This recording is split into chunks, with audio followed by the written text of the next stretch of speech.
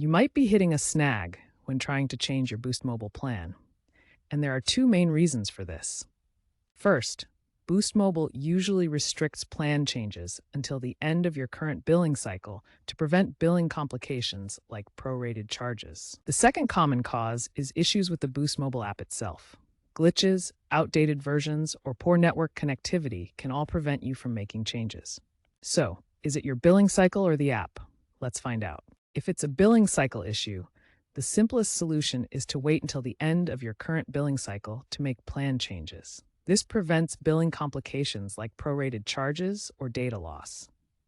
For immediate upgrades, you might be able to do so for a small fee by contacting Boost Mobile support. Now for app-related problems. First, make sure your Boost Mobile app is up to date.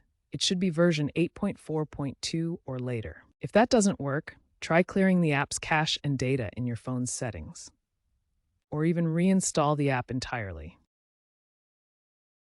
Ensure you have a stable internet connection when attempting the change. As a last resort, use the Boost Mobile website to make changes.